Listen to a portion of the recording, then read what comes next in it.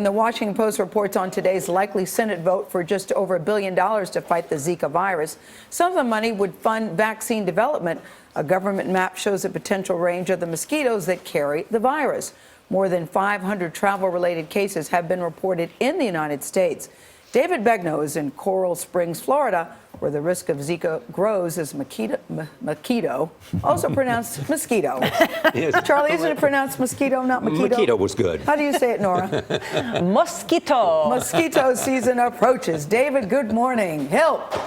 No. Gail, good morning. Mosquito controllers insist the Zika threat is at Florida's doorstep. A few infected mosquitoes can cause a large outbreak. Here in Broward County in South Florida, where we are, they're getting 500 calls a day requesting mosquito spraying. That's 10 times the amount they're used to. When it rains, that fills up, mosquitoes grow, and 4 or 5 days from now, the adults will be flying around. On the U.S. mainland, Florida is the front line in the Zika fight.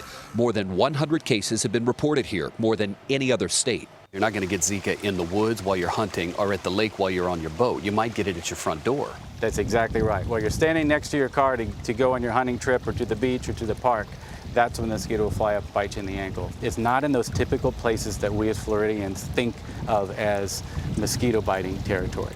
Michael Doyle of the Florida Keys Mosquito District suspects Zika cases will rise as summer approaches. As of now, all of Florida's Zika patients contracted the virus from travel-related exposure. In February, the White House requested approximately $1.9 billion in emergency funding. Congress is debating it. We need to deal with this seriously. Republican Senator Marco Rubio represents Florida. We're going to spend a lot more money if we don't deal with this on the front end. If this becomes a serious outbreak, it's not going to cost $1.9 billion. It could cost $4 billion or $5 billion. Republican Hal Rogers, chairman of the Appropriations Committee, is a critic. The request they sent us would allow the $1.9 billion to be used for anything in the government.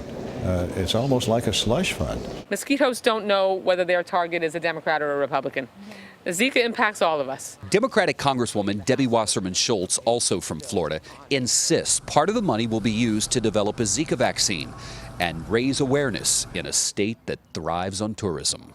We're now going into the mosquito season. Every week, the chances of having enough of them to start transmitting it from travelers to local people increases. Here in Broward County, they're packing small coolers just like this one with dry ice. That dry ice emits CO2. The CO2 flies through this tube. It comes out these vents right here. Mosquitoes love CO2. They fly toward this contraption, get inside here, caught and killed. This looks elementary, but officials say it's the most effective tool they have. Charlie, there are 2 million people living in Broward County, but as of right now, there are only 8 of these. David, thanks.